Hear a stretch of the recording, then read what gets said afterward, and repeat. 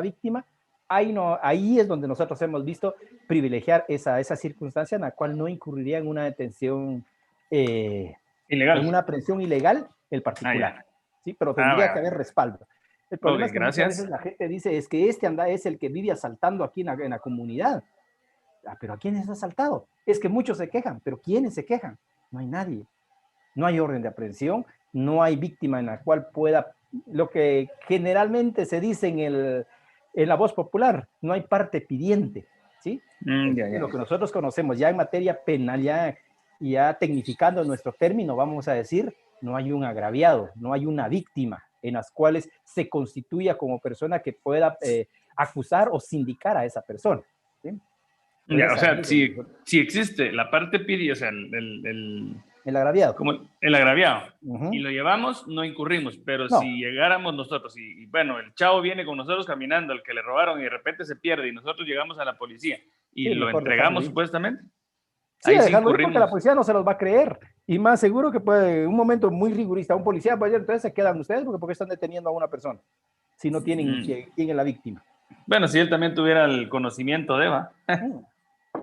Pero no cree, algunos policías sí estudian derecho y entonces se están preparando. Algunos otros sí. Lo único que saben es morder, pero eso es otra cosa. Cabal. Gracias, Lick.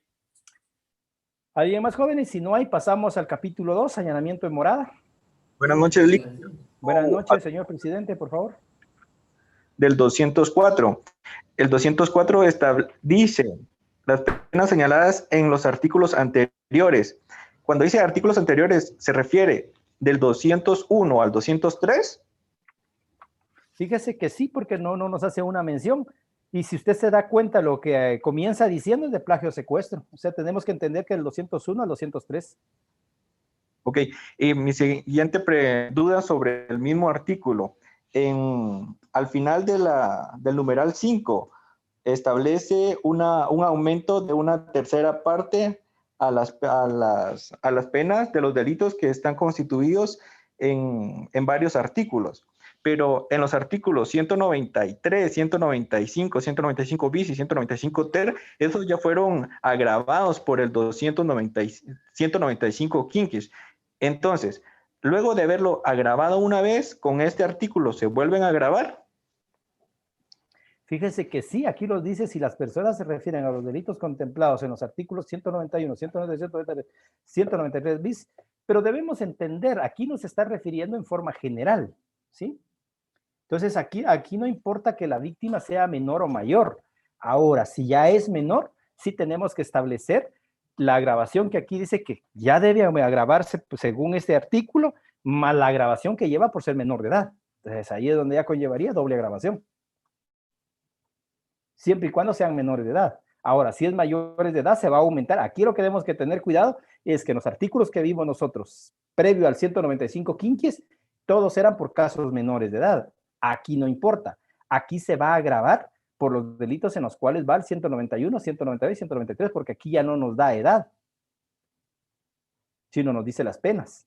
Y se va a aumentar en una tercera parte.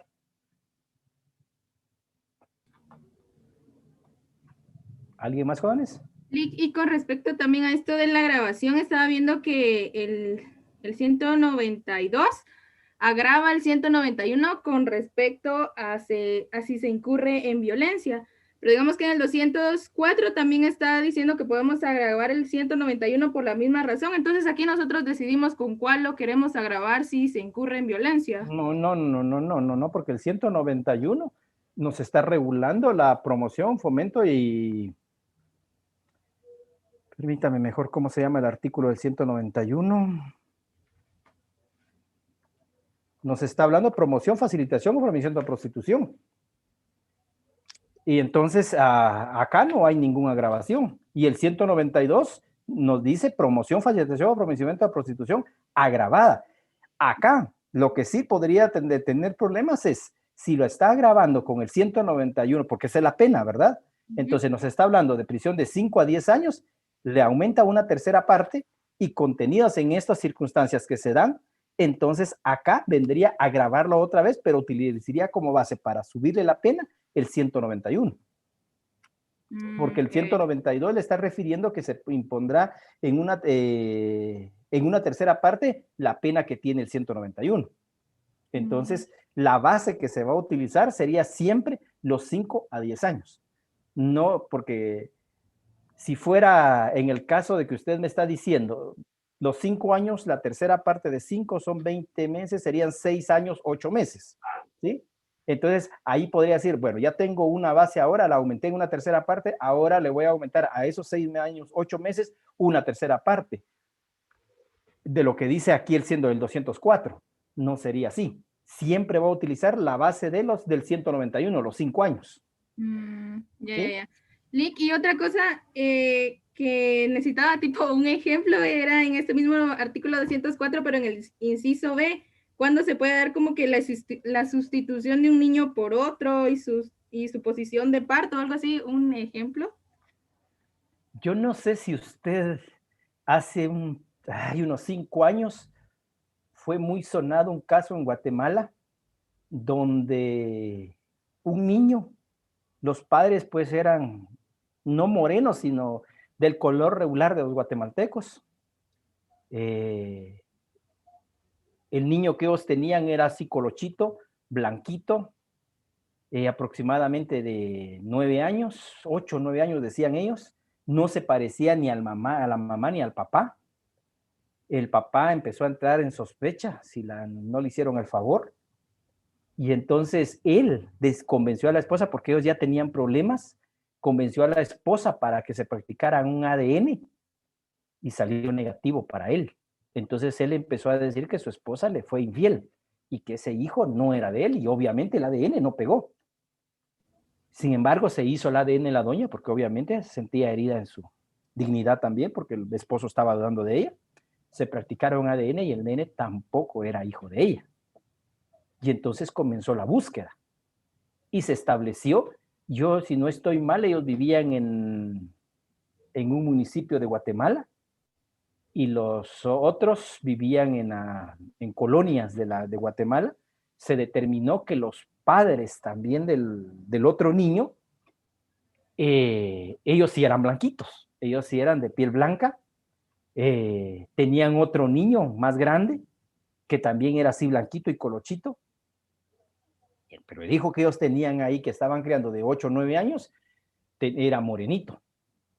También tenía la duda, pero ellos dijeron, como entre la familia hay personas morenas, bueno, tomaron el color de la familia y de plano, por eso él es así, pero era muy diferente. Sin embargo, cuando se hizo público todo esto, se estableció que a este niño lo habían sustituido cuando nacieron, que generalmente en los hospitales se da esos problemas. La negligencia de enfermeras, que son las principales que toman esta responsabilidad, sustituyen a los niños. Entonces, cambian al niño, como se dice comúnmente. Están los dos niños. Cuando son pequeñitos, todos son iguales. Todos son rojitos. Entonces, no saben de quién es. Entonces, por eso es que es indispensable los brazaletes que les ponen a los niños. Pero en algunos casos dicen, no tenga pena, yo lo voy a llevar, y en el camino se pone a platicar, se le olvida de quién es y le pone otro brazalete y ahí es el hijo que ya terminan teniendo las personas. Entonces, eso es la sustitución de un niño por otro, de los cuales se dan esos cambios. Ahora, la suposición de parto, eso creo que ya lo vimos nosotros como delito, cuando se va, la persona supone estar embarazada con tal de lograr algún beneficio o poder desviar algún tipo de investigación. Entonces ahí es donde se da la suposición, suponer que está embarazada, pero no lo está, o que haya dado a luz. La suposición de parto es suponer que dio a luz. Generalmente, anteriormente se utilizaba, antes de la ley de adopciones, se utilizaba para fingir que habían tenido hijos. Y entonces inscribían el niño a nombre de la persona. Entonces suponían un parto que nunca había existido. Nosotros tuvimos hace poco un caso en el juzgado, el año pasado, si no estoy mal, de una pareja que llevaban 11 años de casados, no podían tener hijos, ya los estudios médicos habían terminado, ya no había esperanza que tuvieran hijos.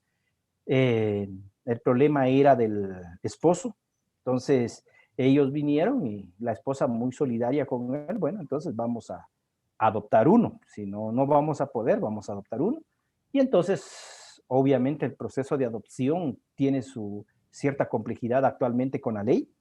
Ellos iniciaron el proceso de adopción, sin embargo, en la etapa final se les cayó.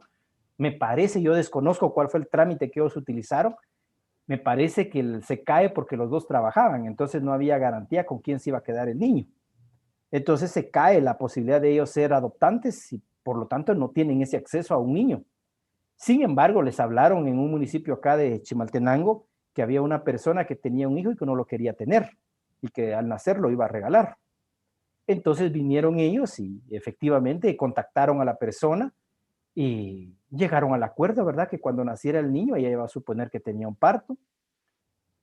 Sin embargo, cuando nació, quisieron hacerlo legal, ¿verdad? Hacer de que había nacido el niño y fueron a un puesto de salud de ese municipio.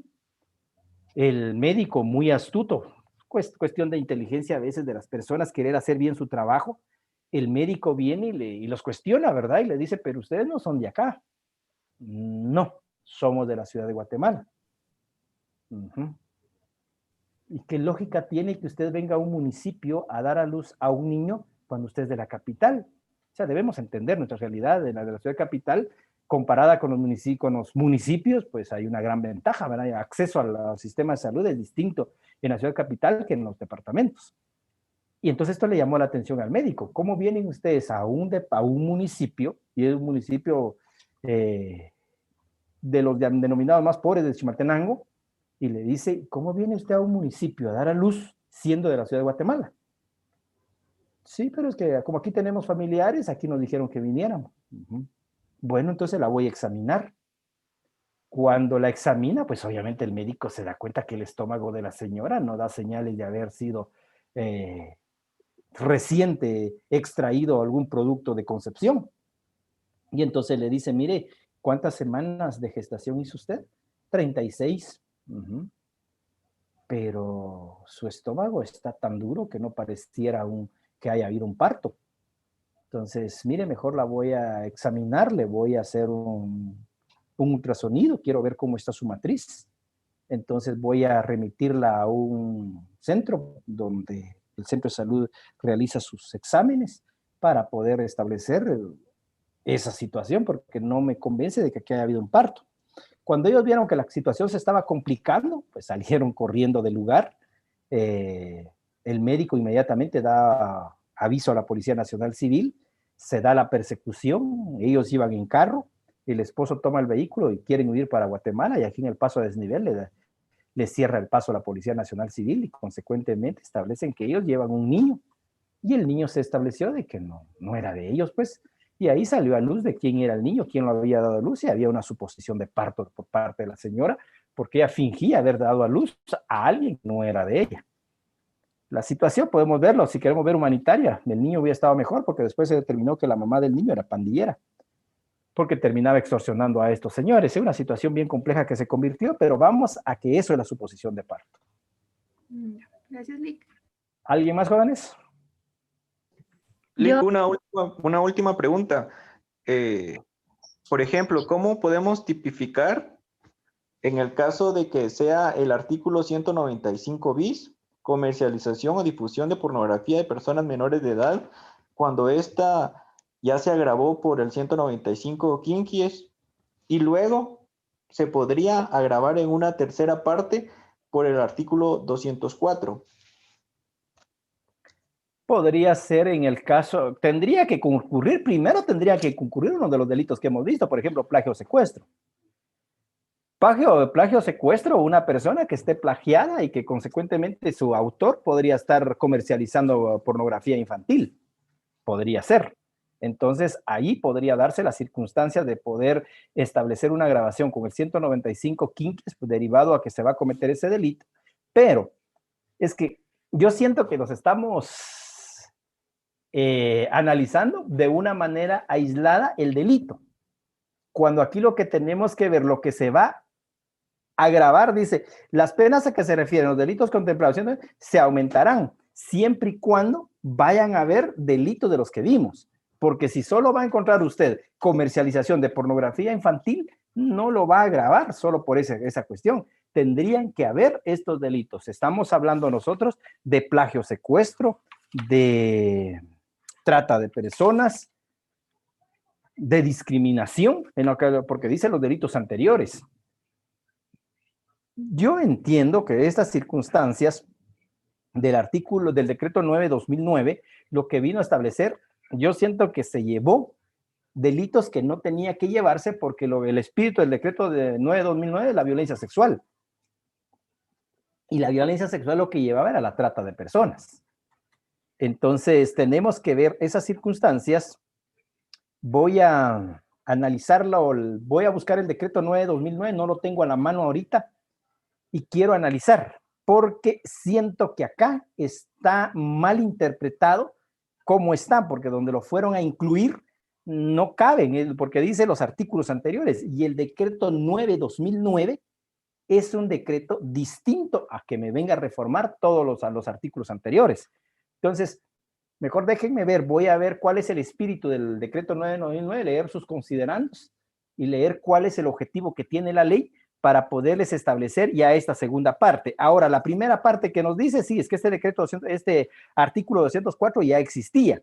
Viene a reformar, pero esta segunda parte, donde usted me dice las penas contempladas, a que se refiere a los delitos contemplados en el 191, ahí es donde viene a trastocar. Sin embargo, acá en el libro nos hace hacer la diferencia hasta ahí, pero mejor antes de poderle poner un ejemplo, cómo podría funcionar y calcularle las penas, mejor voy a leer primero el decreto 9/2009 para entrar con más seguridad, porque yo siento que acá, en la segunda parte, estamos tomando otros delitos que solo contribuiría a la trata de personas, según mi concepción que tendría, porque el decreto 9/2009 no reforma todo su espíritu, sino solo lo que conlleva a delitos contra la violencia sexual. Y por eso es que se ha criticado que la trata de personas la hayan incluido en este título. Se llevaron por la limitación a la libertad de las personas, pero su objetivo es privilegiar y proteger la libertad y el pudor y la libertad sexual. Sin embargo, lo llevaron en otro lado, y entonces yo siento que esto es lo que nos está dando problema. Pero déjeme, el día martes les voy a poner un ejemplo, pero primero quiero analizar el espíritu de la ley contra la violencia sexual, explotación y trata de personas. Es Eric. ¿Alguien más, jóvenes? No hay, entonces vamos al 206, capítulo 2. Yo tengo una pregunta en el tema de la aprehensión ilegal. Por favor. El momento en que, aunque sea flagrante que se agarre a algún individuo, si alega haber sido golpeado, ¿qué procedería? ¿Haber sido golpeado por el que lo aprendió? Lo que procede es remitirlo primero al Instituto Nacional de Ciencias Forenses para establecer qué magnitud de golpes tiene. Entonces, si se determina que hay golpes, pues obviamente hay que instruir proceso en contra de quien se individualice. El problema es que en ese grupo de personas nadie dice él fue. Todos se hacen los locos y es muy difícil individualizar quién fue. Entonces, salvo que ahí mismo estén otros agraviados o familiares del agraviado. Tenemos un caso nosotros de un municipio de Chimaltenango en el cual lincharon a otra persona y entonces hay órdenes de aprehensión de varias personas y han ido deteniendo a la policía algunos.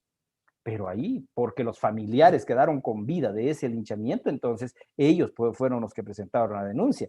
De lo contrario, en la mayoría de casos nadie dice, las personas están golpeadas y le dice, ¿y quién te golpeó? ¿Qué va a estar diciendo? Si primero ni le dio tiempo ver quién lo golpeó. Y segundo, los que están ahí no van a decir porque saben ellos que me cometieron ilegalidades. Es muy difícil, pero si en el remoto caso que usted me está planteando, que hayan personas que se pueda individualizar quién lo golpeó, hay que instruir responsabilidad en contra de él, ya sea por lesiones o algún otro delito en el cual pudo haber incurrido. Agradable. Bueno, vamos al 206, allanamiento. El particular que sin autorización o contra la voluntad expresa o tácita del morador, clandestinamente o con engaño, entrara en morada ajena o en sus dependencias o permaneciere en ellas, será sancionado con prisión de 3 meses a 2 años. Entonces, aquí, quien va a allanar una morada en este artículo 206 es un particular que va a ingresar a una residencia sin contar con autorización correspondiente o contra la voluntad de una persona. Entonces hay que tener cuidado porque a veces hemos tenido casos nosotros de allanamientos en la cual se tipifica en virtud que la persona entra a la casa Y en un caso, recuerdo que no se nos olvida ese caso, fue hace unos 4 o 5 años, de una persona en las cuales denunció de allanamiento, pero porque esta persona llegó a su casa a cobrarle. Y como ya le había cobrado varias veces, esa vez llegó y le dijo, mira, me voy a llevar cualquier cosa que tengas en tu casa porque si no, nunca me vas a pagar. Y vino esta persona y entró a su casa. Después esta persona lo denunció por allanamiento, porque dijo que había entrado a su casa sin autorización. Obviamente esta persona, el prestamista, no se llevó nada, porque si se hubiera llevado, lo hubieran acusado o sindicado de otra cosa. Y al final de cuentas logró él demostrar, porque enfrente a la casa de él había una persona que tenía cámara. Tenían una tienda, sencilla la cámara, la tienda, pero él tenía su cámara ahí para protegerse. Y sí cubría la entrada del otro señor, y el otro señor se le pone en la puerta que no entrara. Y le dice que no, y se ve en la imagen que le está diciendo, él pone las manos, dice, yo no lo dejaba entrar, y él se entró por la fuerza, y lo llevó por allanamiento, con base a esa grabación que había de cámara. Entonces hay que tener cuidado en cuanto a ese tipo de delito, en los cuales es la simple permanencia, el simple ingreso sin autorización o contra la voluntad de la persona. Esa voluntad, ya sea expresa o tácita, en la cual la persona le diga, no entre, o en otro caso, en las cuales tampoco le dice no entre, sin embargo, no le está autorizando a entrar a la casa. Entonces, ahí es donde se establece el allanamiento de morada, porque tenemos que entender nosotros que la Constitución Política de la República establece que la vivienda es inviolable. Entonces, nadie puede ingresar a su residencia salvo que usted autorice. 207.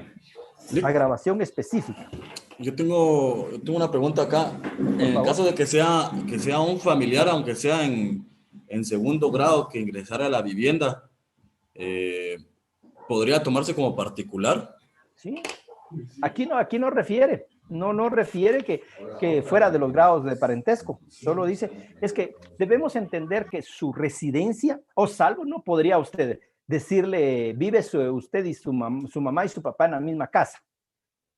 Y viene y usted está peleando con su papá, discuten, y viene y dice usted, ahora no lo voy a dejar entrar. Y cuando dice el señor, voy a entrar, usted dice, no entra. Y llama a la policía, es que él quiere allanar mi casa. Si él le va a decir, yo aquí vivo, ahí no podría haber allanamiento. Ahora, hay allanamientos si la persona no vive ahí. Entonces, por ejemplo, si usted está separado de la casa de sus padres, entonces, obviamente, usted al llegar a la casa de sus papás debe pedir permiso para entrar. Si ellos no lo dejan entrar, usted puede incurrir un allanamiento. Porque la vivienda va a garantizar a los que vivan en la casa y va a excluir a los que estén fuera. Entonces, toda persona que esté fuera podría incurrir en el delito de allanamiento, aún sean parientes, como usted lo indica. Muchas gracias. Vamos con licenciado, la grabación específica, por favor. Disculpe, y si entra una autoridad con una orden de allanamiento falsa, eso podría ser juzgado, se podría tipificar como delito también. Si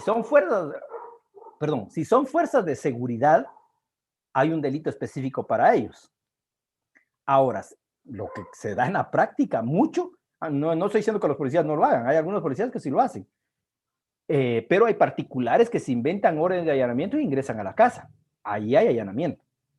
Ahí hay allanamiento en las cuales, obviamente, la autorización judicial es falsa. Y entonces ahí sí hay un allanamiento, siempre y cuando sean particulares. Ahora, si son fuerzas de seguridad que realizan un allanamiento ilegal, pues obviamente hay un tipo penal también específico para ellos. Gracias. Muy bien. Licenciado, disculpe, entonces aquí la autorización se refiere a la autorización del quien vive en la casa, no de otro ente. Por ejemplo, no. El dueño de la casa por si se alquila.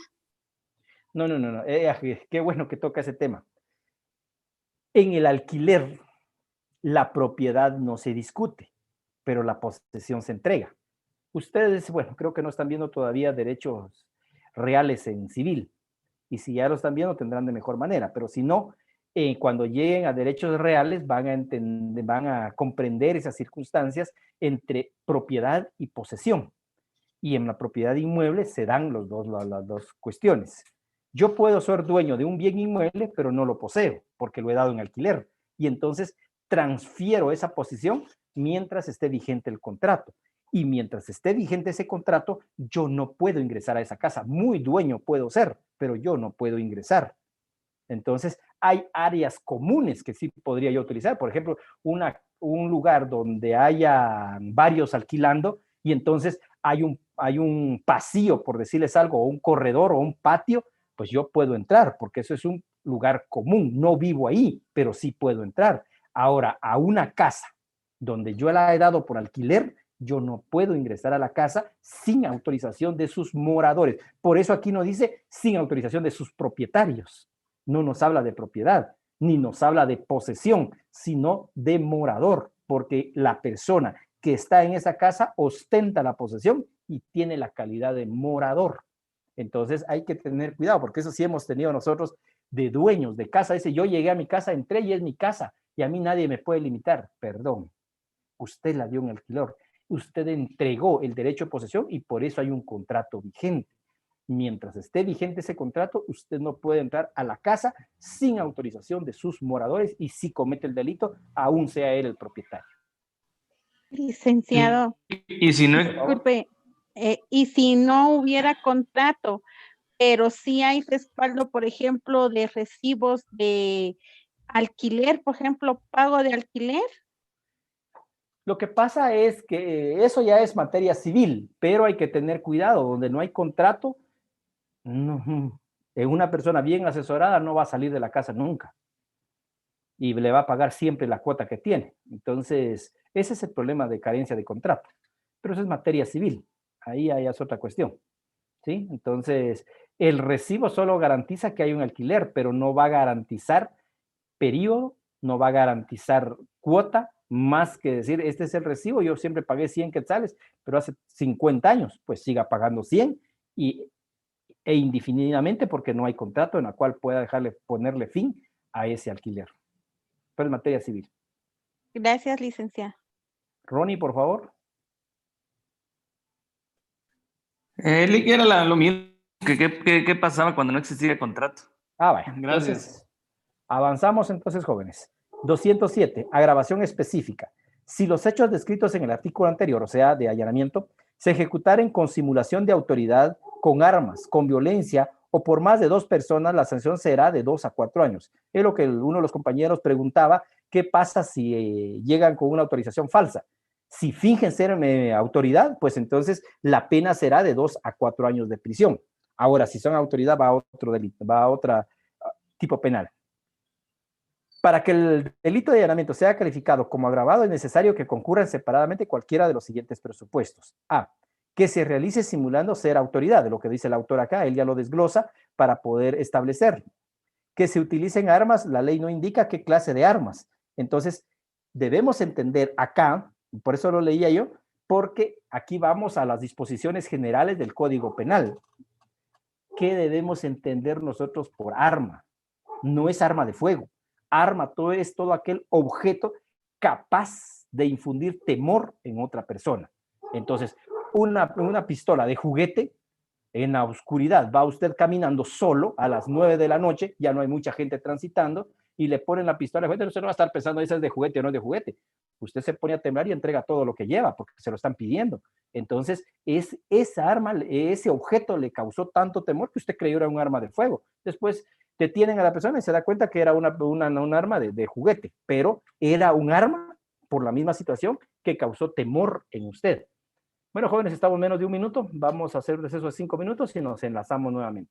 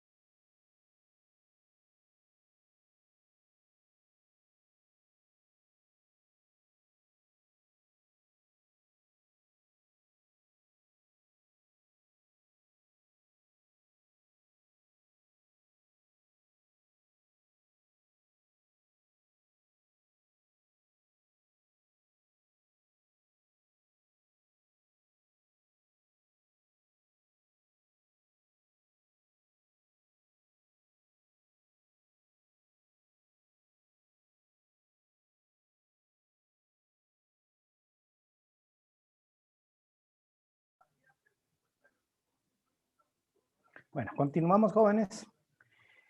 Hablábamos sobre cómo se puede agravar y que en ese allanamiento también el último de los presupuestos, tal y como lo dice el autor, que la comisión del hecho participe más de 2 personas.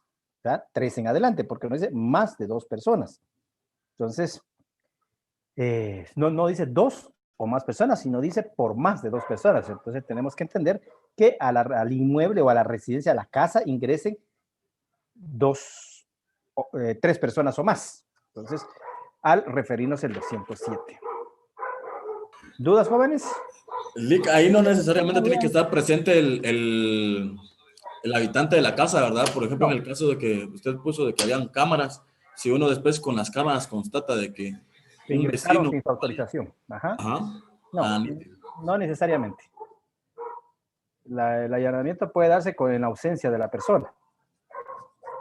Gracias, Lick. Ahí tienen cuidado, porque en un caso que nosotros conocimos fue que la novia denunció al novio de allanamiento porque entró y se pelearon en la casa y ella después dijo que no le había dado la autorización. Y tuvo que enfrentar el novio proceso por allanamiento. Entonces, mejor no entren a la casa si no les han autorizado. Y si toda la cosa está tranquila y si se comienzan a pelear, mejor salga corriendo, porque si no, después le van a decir que allanó la casa. Lick, yo tenía una duda. Sí. Era más respecto a las penas o sobre cómo se llevaría un proceso, porque, digamos, en este delito de allanamiento es como muy común que las personas que incurren adentro de las casas a veces son menores de edad. Ajá. Son chicos que a veces entran o por molestar o entran directamente a robar. ¿Cómo es que cómo aplicaría la pena a ellos siendo menores de edad en el delito este de allanamiento? Tendrían la misma pena porque no supera los más de 6 años. Entonces, lo que dice en cuestión de adolescentes nos establece a nosotros de que la pena máxima para adolescentes es de 6 años. Y si usted ve las penas que tiene acá, tienen de 2 a 4 años. Entonces serían las mismas penas para ellos. No se rebaja en nada por ser adolescentes. Lo único es que su procedimiento es distinto a de adultos. Entonces no conllevaría el mismo procedimiento. Sin embargo, la pena que le esperaría sería de 2 a 4 años ese allanamiento. Y dependiendo la edad del chico también, porque si usted me va a hablar de 9, 10 años, son inimputables. Ellos van a una cuestión de abrigo temporal. ¿Sí? Entonces no van a ser juzgados por delito. Ahora, si son de 13 años para arriba, sí van a ser sancionados o a ser juzgados por adolescentes en conflicto con la ley penal. Entonces, pero la pena que le esperaría sería la misma, solo que creo que de 13 a 15 años la pena máxima es de 5 años. Y de 15 a 18 años, 18 años menos un día, la pena máxima es 6 años. Pero habría que ver la ley de protección integral de la niñez y adolescencia, pero sí les esperaría la misma pena. Bueno, gracias, Lick. Muy bien. Acá lo que me estaban preguntando de los empleados de policías, el 436 es donde nos indica el funcionario o empleado público que allanare un domicilio sin las formalidades prescritas por la ley o fuera de los casos que la misma determina será sancionado con prisión de 1 a 4 años. Esto es cuando los agentes de la Policía Nacional Civil, obviamente, no cumplen con, primero, el requisito de tener la autorización y se ingresan a una casa. Entonces, ahí es donde se está ese tipo de allanamientos. 208. Excepciones a ese allanamiento que veníamos discutiendo, del 206 y 207. Ahí nos dice a nosotros lo dispuesto en los artículos 206 y 436 no es aplicable el allanamiento al que entra en la morada ajena para evitar un mal grave a sí mismo o a los moradores o a un tercero. Tampoco tiene aplicación respecto a los cafés, cantinas, tabernas, posadas, casas de hospedaje y demás establecimientos similares, mientras estuvieran abiertos al público. No están comprendidos en esta excepción las habitaciones privadas de los hoteles y demás establecimientos a que se refiere el párrafo anterior, que constituyan morada para quien las habita. Entonces, veamos cuándo no se va a dar el allanamiento, que esté contenida en estas excepciones. Entonces, aquí tenemos de lo que hablábamos. La regla general es que en los hoteles no hay allanamiento. O sea, siempre y cuando esté abierto. Usted va a las 12 del mediodía, no hay allanamiento si usted ingresa al hotel. Ahora, ¿dónde sí hay allanamiento? Porque dice no están comprendidos en esta excepción las habitaciones.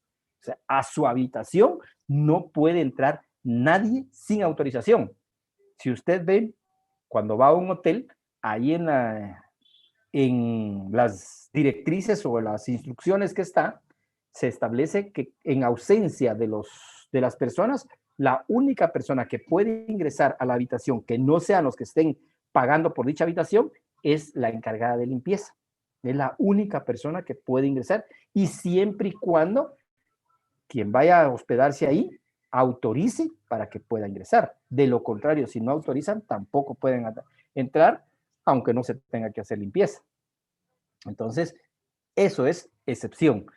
Obviamente, los cafés no pueden ser considerados, es decir, se entró al café X sin autorización. Si es un establecimiento que está abierto para los servicios, pues obviamente son de ingreso a cualquier persona. No podemos hablar, por ejemplo, una venta de ropa, de las cuales hay un espacio para llegar al mostrador y dice, se le indica de allanamiento porque ingresó hasta el mostrador sin autorización. Está ofreciendo producto al público y por lo tanto ahí no hay allanamiento. Ahora, si se entra a la casa, ahí sí ya sería cosa distinta. Ya estaríamos hablando de un delito. Estas excepciones debemos tenerla en cuenta cuando hay un allanamiento. Ahora, lo que nos dice el primer párrafo es elemental, jóvenes. No hay allanamiento si se trata de evitar un mal grave a sí mismo o a los moradores o a un tercero.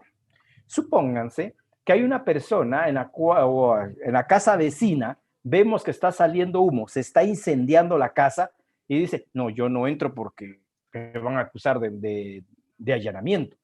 Hay una emergencia, hay una necesidad y están pidiendo auxilio. Obviamente podemos ingresar a verlo, a prestar el auxilio correspondiente. Vamos a evitar un mal mucho más grave del no entrar a la residencia. Entonces ahí podemos ver. Con los agentes es donde deben tener mucho cuidado y es donde ellos se cuidan y a veces dice tanta situación y la policía nada hizo. Por lo mismo, nosotros cuando yo era oficial en Magdalena Milpas Altas, tuvimos un caso. Vino la policía, escuchó, iba pasando por el lugar. En los municipios la situación es más calmada, eran como las 4 de la tarde. Ellos escucharon gritos de una mujer que pedía auxilio. Vinieron ellos, tocaron la puerta, no les abrieron, pero la señora gritaba que por favor la ayudaran. Vinieron los agentes, empujaron la puerta era de lámina con una tranca, pero la tranca no estaba bien puesta. Ellos empujaron e ingresaron a la casa. Cuando vieron, ellos decían que sorprendieron al señor, tenía del pelo a la señora y la estaba pateando. Ellos prestaron el auxilio, separaron a la señora y al señor, dejó de golpearla, no obstante que el señor los amenazó y los dijo que los iba a hundir por haber ingresado a la casa sin autorización. La señora en el momento recibió el auxilio, la llevaron a la subestación, nos llamaron a nosotros para que llegáramos a darle medidas de seguridad a la señora. En esa época no estaba vigente la violencia contra la mujer, cuando nosotros estábamos de oficiales en ese lugar. Entonces vinieron y las medidas de seguridad, sí, de violencia intrafamiliar, sí estaban ya vigentes, y entonces vino y se le dictaron sus medidas a la señora, se le dijo que saliera de la casa, se le dio autorización para que fuera a sacar sus bienes, la acompañamos nosotros, fue a sacar sus bienes, y le dijimos que ella no sacó sus bienes ese día y dijo que al día siguiente iba a sacar sus bienes. Entonces le dijimos que si tenía dónde quedarse, la fuimos a dejar con su mamá y la policía la acompañó. Y total es que se quedó esa noche ahí. Otro día le dijimos que llegara a las 9 porque la íbamos a acompañar con agentes de la Policía Nacional Civil y que contratara ya un vehículo para ir a sacar sus cosas. Bueno, esperamos a las 9, la señora no llegó. La policía lo que hizo era averiguar con la mamá, porque como es una cuestión de familia, entonces hay esa protección hacia a la persona, en ese caso la más débil. se consideraba la mujer y entonces, bueno, había que darle el apoyo, ¿verdad? Y se fue la policía, al ratito regresó la policía y dijo, fíjese que la señora dice que hoy por la mañana llegó el hombre y se la llevó otra vez. Ah, bueno, entonces, ¿qué vamos a hacer? Esperemos que venga, porque ya estaba notificada de las medidas de seguridad, no teníamos tanto problema, sino poder acompañarla más con la fuerza pública para ir a sacar el menaje de casa. Como a las 12 llegó la señora y dijo que quería hablar con la juez. Bueno, la juez se desocupó de una audiencia que tenía y la pasamos con ella. A ratito bajó la juez y nos dijo a los dos oficiales que estábamos que quién había asistido a la señora el día anterior para las medidas de seguridad, y le dijimos que los dos, que el proceso estaba a cargo de la compañera, pero que los dos habíamos acompañado a la policía. Entonces dijo, miren, hijo, la señora los va a denunciar porque dice que ustedes ingresaron sin autorización a la casa. Entonces, y nosotros nos quedamos viendo, ¿va? Porque dijimos, bueno, nosotros primero no entramos. Nosotros solo fuimos a notificar. Quien sí entró fue la policía. Entonces le dije, ¿sabe qué? Mejor llamemos a los policías y platica usted de una vez con él. Por favor, llamamos a los policías y le dijimos que la señora estaba diciendo que ellos habían ingresado sin autorización. Y obviamente la señora sí denunció a los agentes. Entonces se lograron ellos quitar el asunto por la misma situación de que habían medidas de seguridad. Por esas circunstancias que la policía muchas veces no entra, porque en problemas de familia hoy están peleando y mañana están en luna de miel. Y entonces quien sale afectado es la autoridad. Por eso muchas veces se hacen esas cosas en las cuales acá este artículo, no obstante hay fundamento, muchas veces las personas no entran derivado a esos extremos. ¿Dudas, jóvenes? Perdón, o sea que aún los oficiales solo pueden entrar con previa autorización. Sí, o sea, obviamente solo con autorización, salvo que se dé esa parte del primer párrafo, evitar un mal grave. Entonces ahí sí, si alguien está pidiendo auxilio, puede entrar. Pero les cuento esta experiencia que se dio porque la señora pedía auxilio, la señora estaba bien golpeada, pero obviamente después se reconcilió con el señor y después de la luna de miel hay otros que paguen las consecuencias, ¿sí? Entonces, por eso se los cuento. No es que ellos no debieron haber entrado. A eso se exponen las personas porque a veces por agradecer la labor de la policía, obviamente hubo esa consecuencia de parte de ellos. No siempre, pues en la mayoría de casos se da que las personas son atendidas y se mantiene la situación de que la policía ingresó. Pero solo en esos casos puede ingresar la fuerza pública. De lo contrario, tiene que tener autorización judicial para entrar. ¿Alguien más, jóvenes? Disculpe, al principio usted leyó el artículo 436. No sé si escuché bien o mal, pero aquí lo tengo 434 en mi libro. 436, es allanamiento, recuerdo que dice 436. Veamos, vamos a ver, 430.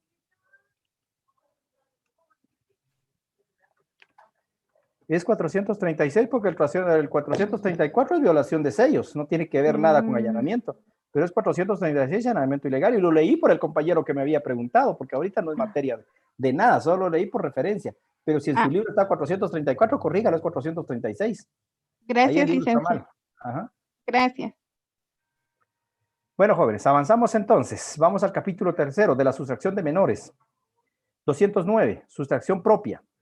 Quien sustrajera a un menor de 12 años de edad o un incapaz del poder de sus padres, tutor o persona encargada del mismo, y el que lo retuviera contra la voluntad de estos será sancionado con prisión de 1 a 3 años.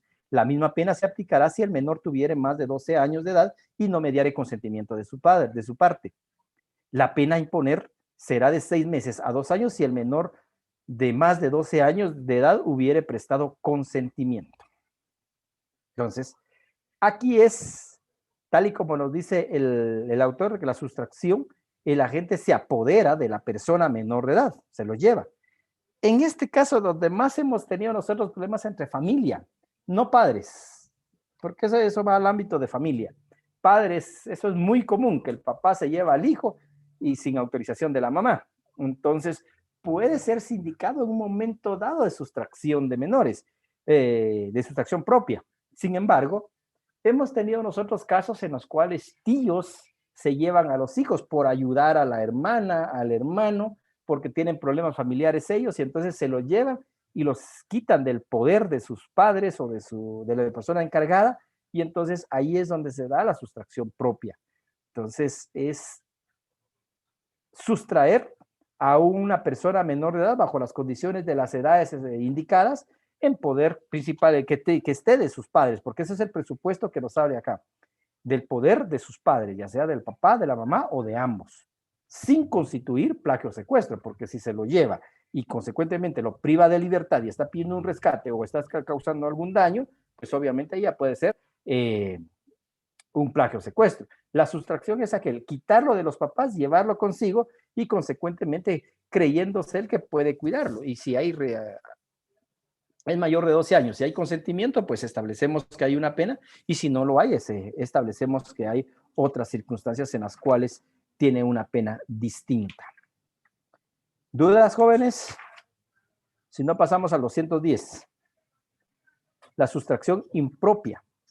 Quien hallándose encargado de la persona de un menor no la presentara a sus padres o guardadores, ni diera razón satisfactoria de su desaparición, será sancionado con prisión de 1 a 3 años. Entonces, aquí, por ejemplo, hemos tenido nosotros en un caso que recuerdo que ya hace unos 3 años, en los cuales se dio de una empleada doméstica, en la cual ella era la encargada de cuidar a los niños. Sin embargo, ella tenía que llevarlo a su mamá a determinado horario y no lo llevó. Entonces, la mamá, asustada porque no llevó a su hijo, pues presentó la denuncia porque no la había presentado a su hijo, y como no podía ella abandonar su trabajo, a mediodía tampoco se lo llevaron, y entonces la mamá andaba asustada, por teléfono presentó la denuncia, y entonces ahí se instruyó por parte del Ministerio Público una sustracción impropia. Sin embargo, después se determinó que la empleada no lo llevó porque perdió la llave, no podía salir de la casa.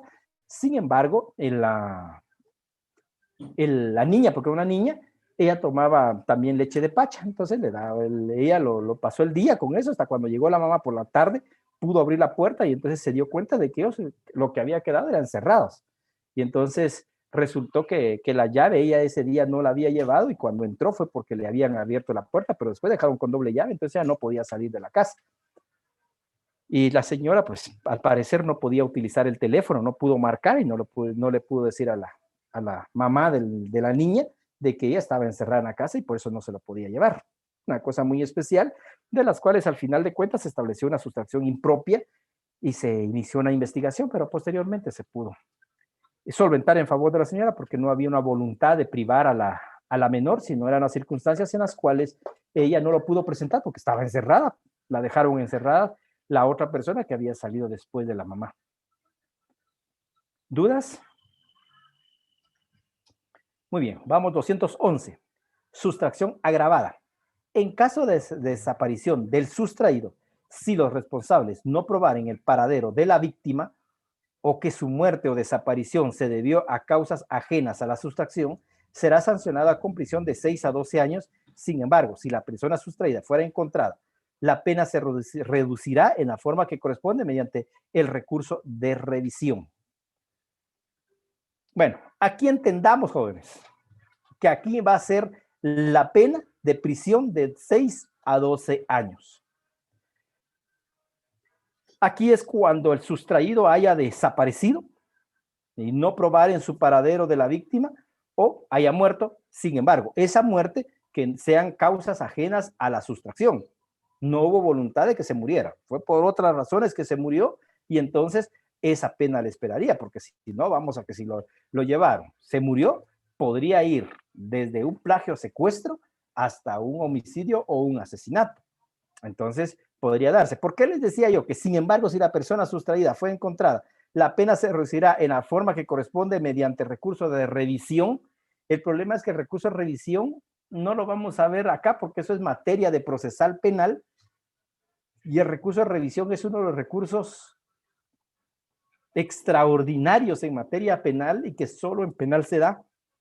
Usted va a conocer en procesal civil que ya en teoría el proceso lo conoció en cuanto a la cosa juzgada, donde un proceso ya no se puede reabrir una vez se haya fenecido, y entonces hay cosa juzgada cuando ya dentro de un proceso se plantearon todos los recursos que la ley permite y ya no hay más que hacer, y entonces aún por ahí algún autor dice, aún se hizo uso del amparo. El amparo no es considerado un recurso, y eso lo está viendo usted en constitucional, no es un recurso, es un proceso constitucional de amparo. Sin embargo, las personas dicen, ya hasta se planteó recurso de amparo, los mismos abogados. Entonces, por favor, usted, por lo menos eso que se le quede de, no se llama recurso, se llama proceso constitucional de amparo. Y entonces, le llaman a eso porque ya no hay un recurso que plantear. Y entonces, en penal, ¿qué conlleva? Cuando ya no hay recurso que plantear por un condenado, pues ir a cumplir la pena de prisión, por supuesto, a cumplir la prisión. Sin embargo, cumpliendo prisión, sabemos que en todas las ramas del derecho ya no se puede abrir el proceso, es cosa juzgada. Él está cumpliendo condena. En materia penal hay un recurso extraordinario llamado recurso de revisión. Está cumpliendo la condena a la persona y consecuentemente se puede revisar ese recurso. Entonces, ¿qué nos está diciendo acá? Que si ya fue condenado, por ejemplo, a 6 años porque la persona sustraída falleció porque, por ejemplo, le dio un infarto, no tiene que ver nada. O sea, lo llevó el tío, lo llevó a la casa a vivir, lo tenía ahí escondido porque los papás mucho pelean y el niño se ponían muy mal cuando los papás peleaban. Él se lo lleva, su fin era, lo sustrajo de los padres para que no viera los conflictos que hubiera, para que no se alterara. Entonces, el fin no era que se muriera. Entonces, él quería dar aparentemente una protección, pero para poderlo sustraer de los padres, él necesitó la autorización para hacerlo. No lo hizo. Entonces, comete el delito de una sustracción agravada porque el niño muere a raíz de un infarto, pero no tiene que ver nada con el hecho. Por lo tanto, las circunstancias es lo que dice la ley, causas ajenas a la sustracción. Sin embargo, la persona va a ser condenada, por ejemplo, 6 años de prisión, está privada de libertad cumpliendo una condena, porque él se llevó al niño sin autorización de los padres, lo sustrajo del poder de ellos y consecuentemente no lo entregó y lo entregó muerto. Entonces, ahí deviene que él es condenado a 6 años. Sin embargo, después se establece que estas circunstancias del niño, porque nunca apareció un cadáver, y entonces aparece que el niño, él lo había llevado a otro lado, nunca dijo, porque lo que quería él era proteger a los niños y prefería ir a la cárcel, y entonces él fingió estar muerto, nunca les entregó el cadáver, dijo que lo había enterrado y que ahí terminó el asunto. Y esto se lo estoy contando, ya agregando unas cositas, porque similar a eso, aún está en un proceso, un caso de similar, y entonces viene el asunto, aparece el niño. Y entonces ahí dice, bueno, yo nunca dije la verdad, porque yo no quería que este niño siguiera sufriendo los problemas que viven los papás en casa. Pero él fue a cumplir una condena. El asunto era que él estaba por cumplir la condena y por eso él dice dónde está el niño, porque él estaba a punto de ir a la cárcel. Él pensó que las cosas habían quedado ahí, pero el tribunal dictó una sentencia y entonces sobre él se había girado una aprehensión y la policía lo llegó a buscar. De suerte él no estaba y él se entera y entonces él contrata un abogado y dice, yo tenía un caso hace como 7 años, pero yo fui a un debate y a mí no me dejaron preso ese día, yo entendí que me fui libre a mi casa, porque la mayoría de personas no entiende lo que sucede de un proceso penal.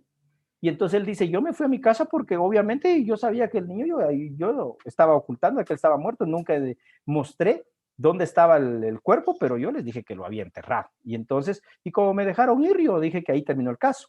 El asunto que el tribunal donde lo había condenado, el tribunal es del criterio no dejarlo preso hasta que quede firme la sentencia. Y entonces esa sentencia quedó firme y como no se presentó, giró la orden de aprehensión y por eso él llega y se entera.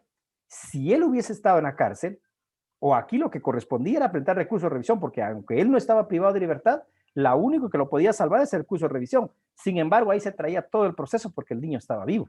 Entonces, ahí es donde se devenía las circunstancias que si, por ejemplo, la Elia estuviera cumpliendo la condena, entonces él tendría que salir en libertad. Entonces, son circunstancias que se pueden dar que a veces parecieran increíbles algunos casos, pero en este sí nos dio de qué hablar porque obviamente el Señor no parecía que le hubiera causado muerte al Señor. Lo que sí nos causaba extrañeza es que él nunca dijo dónde lo había enterrado. Pero como no está obligado, no lo podíamos obligar nosotros a decir, tiene que entregar. Lo que estaba era que él decía que había muerto y que consecuentemente la realidad era que había sido sustraído de sus padres.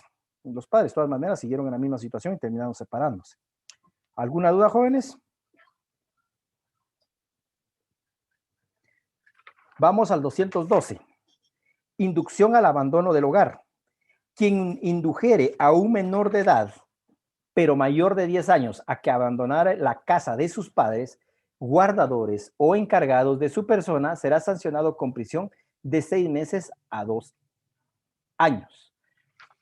Esto desde su propio contenido establece inducir, convencer, tratar de que un niño se vaya de la casa de sus padres, independientemente a qué lugar se vaya. Y entonces ahí es cuando no es que lo vayan a sustraer, sino se da ese acompañamiento, si le queremos llevar, o aconsejar al niño o al adolescente para que se vaya de la casa, y establecemos que sea mayor de 10 años. Entonces estamos hablando de 10 años, un día en adelante, pues poder a un niño convencerlo o inducirlo para que se vaya de la casa de sus padres. Entonces ahí hay una consecuencia en las cuales se pueda pagar por el simple hecho de convencer al niño o al adolescente para que se vaya de la casa. 213. Entrega indebida de un menor. Licenciado, buenas noches. Buenas noches. Disculpe, si en este caso el artículo 212, el niño mayor de 10 años, menor de edad, mayor de 10, decide irse por su voluntad, digamos, por problemas intrafamiliares, ¿se acusaría a los padres de familia en este caso? No, porque aquí dice quien induzca a un menor, pero mayor de 10, a que abandone la casa de sus padres. O sea, aquí los sujetos activos no pueden ser los padres, porque, o salvo que sea un conflicto de padres, en el cual la madre o el padre están peleando y el niño está ahí, e incitan, podría ser, pero es que esto se va más a violencia intrafamiliar, a relaciones familiares. Aquí estamos hablando de un tercero, pues es que la ley nos habla de los padres, que aconsejarlo, inducirlo para que se vaya a los padres. Ahora, a los padres podría irse a una responsabilidad de ellos, pero en el ramo de familia, en las cuales ellos descuidaron la obligación que tienen, porque su obligación es cuidar a sus hijos menores de 18 años. Sí. Y entonces ahí podría recaer una responsabilidad de ellos por el descuido que tienen a los hijos, y podrían ir al niño a ir a una protección de abrigo y consecuentemente una responsabilidad que se pueda declarar en contra de los padres. Pero no, aquí en este tipo penal, como está redactado, a priori nos podría excluir a los padres como sujetos activos. Lick, muy bien, licenciado, gracias. Suponiendo de que en el caso de que plantea el compañero de que un niño quisiera huir de su casa y que alguna persona le ofreciere pues abrigo, ¿verdad? Se pudiera pues a la persona que le ofreció abrigo meterla en este delito. Siempre y cuando no la indujo él a que se fuera a su casa. Ahora, veamos, es que cuando se dan estos casos, recordemos nosotros que el derecho penal es de última ratio, o sea, es la última rama del derecho que va a llegar a solucionar estos conflictos. Si fuera el caso que usted me plantea, el niño tiene 11 años y se va de la casa, se va con el vecino, no es familiar, no es nada, pero con el vecino él se siente mejor porque ahí no hay conflictos, ahí no hay pleitos que se hay en su casa, o que simplemente el niño no quiere estar en su casa, porque los niños a veces son malagradecidos y aquí no me siento bien, aquí me regañan mucho, mejor me voy. Y se va a la casa del vecino. ¿Dónde podría incurrir en responsabilidad de él? En el cual no da aviso de nada. Y entonces ahí podría haber responsabilidad. Ahí podríamos encuadrarlo en inducción al abandono del hogar, porque se podría considerar en un momento dado que eso no nació en la mente del niño. Él le hizo en la mente de ese niño que ese niño pensara de esa forma para irse con el vecino. Entonces, podríamos pensar eso. Entonces, ¿qué debiera hacer esta persona? Pues obviamente llevar al niño a un juzgado de niñez, a poner en conocimiento de que el niño ha llegado a su casa y que lo que quiere es que se lo entreguen la custodia mientras se señala la audiencia, para poder establecer por qué los padres no reciben al niño y por qué el niño no quiere estar con sus padres. Entonces, ahí salvaría la responsabilidad de poder enfrentar un proceso por ese delito.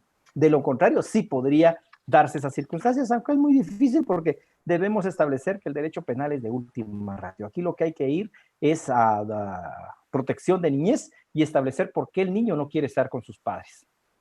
Lick, disculpe. Gracias, Lick. Por favor.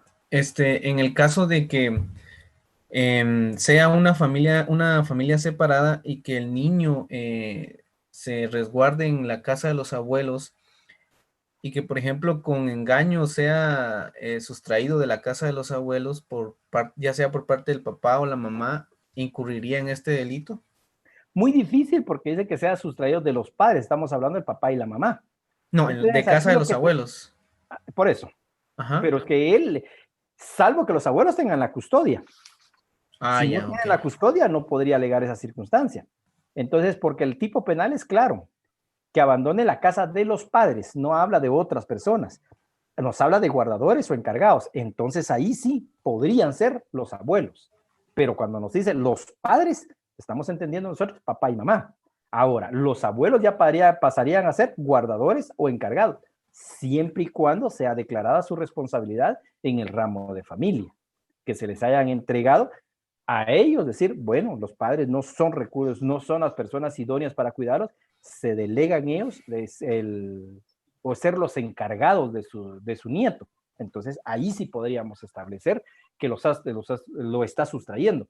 Ahora, si no lo tiene legalmente, ahí es donde viene el problema, porque no puede alegar esas circunstancias, porque ellos no tenían la calidad de guardadores o encargados que hayan sido entregados por algún juez competente del ramo de familia. Ok, gracias, Lick. Muy bien, avanzamos entonces. 213. Entrega indebida de un menor. Quien teniendo a su cargo la crianza o educación de un menor de edad, lo entregare a un establecimiento público o a otra persona sin anuencia de quien se le hubiere confiado o de la autoridad, en su defecto será sancionado con multa de 500 a 2.500 quetzales. Entonces, acá, por ejemplo, podemos entender cuando una persona tiene a su cargo el niño y obviamente no es su hijo, generalmente, porque una madre y un padre no tan fácil lo va a hacer, aunque hay casos excepcionales. Por ejemplo, le han encomendado el cuidado de un niño, sin embargo, lo que hace es ir a dejarlo a una casa hogar para no cuidarlo él o ella. Entonces, ahí es donde se está la entrega indebida, porque a él le han dejado cuidar a ese niño y lo que hace es llevarlo a una casa hogar para evitarse estar cuidando. Entonces, ahí es donde podría incurrir el delito de entrega indebida de un menor, porque él o ella tiene a su cargo el cuidado, la custodia temporal de ese niño, otorgada por sus padres, y consecuentemente las circunstancias sin autorización de ellos, pues lo lleva a un centro de cuidados para niños, entonces, o establecimiento público le llama acá, pues entonces ahí podemos establecer que se pueda tipificar como entrega indebida de un menor. ¿Dudas? Y con esto de la sustracción, ¿existe como que un tiempo donde ya se pueda conseguir, como considerar sustracción? O si solo se lo tomó por unos, no sé, unas horas y después ya lo devolvió, algo así. No, tendría que considerarse, primero diría yo, la búsqueda de los padres, ¿sí? Donde se está la búsqueda de ellos, donde se podría hacer que se despojó. No le puedo hablar yo tiempo, decir una hora, media hora o un día, porque tiene que verse el contexto del caso y establecer donde efectivamente ya en un momento dado los padres o la persona encargada de su guarda o cuidado pues entren en la búsqueda del mismo. Entonces ahí es donde se pueda establecer, no lo dice la ley, sin embargo es donde podría considerarse la sustracción. Pero por ejemplo, yo puedo traer a mi vecino, que es un niño de unos 5 años, lo tengo en la casa, los papás empiezan a buscar, llegan a mi casa y preguntan, disculpe, aquí está el niño tal, sí, pase adelante. Entonces ahí tendríamos las circunstancias en las cuales no hay una sustracción. Entonces yo consideraría que acá es cuando ya entra ese temor y la búsqueda en las cuales se pregunta en esos lugares donde pudo haber estado y no aparece el niño. Si no, pues obviamente ya podríamos hablar de otro tipo de casos. Sin embargo, Si el niño puede estar en resguardo o jugando con el vecino, pues ahí no podría hablarse de sustracción de los niños o sustracción propia que se podría dar en este caso. Tendría que establecerse ya el contexto del caso específico. ¿Alguien más, jóvenes? Lick, hace poco hubo un caso donde, bueno, fue en Oriente, donde dos motoristas se llevaron al niño de una señora que iba caminando en la calle y pues lo dejaron en las vías del tren una hora fue un tiempo corto, ¿verdad? De 1 hora a 2 horas después de la persecución de la policía. Sí. ¿Cómo se podría considerar este caso? Es plagio o secuestro. ¿Sí se considera como plagio o secuestro? Sí, ahí es plagio o secuestro. Toda vez que ellos se lo llevaron por la fuerza, sin embargo, ¿por qué lo dejan? Porque ellos se vieron descubiertos por la policía y tuvieron temor de ser aprendidos. O sea, la policía les había cerrado el paso. Y entonces la única manera es dejar al menor abandonado para que la policía se distrajera y pudieran abrir espacios para ellos escapar. Pero ahí sí era plagio o secuestro y consumado, porque ellos ya tenían en su poder total a la víctima. Ajá. Bueno, jóvenes, vamos a dejar la clase de hoy hasta ahí. Continuamos el día martes con el 214, que es coacción. Vamos a tratar de avanzar un poquito más porque sí, nos falta demasiado para llegar a lo que es el contenido del examen final. Feliz noche, jóvenes. Platicamos el día martes. Feliz noche, Lick.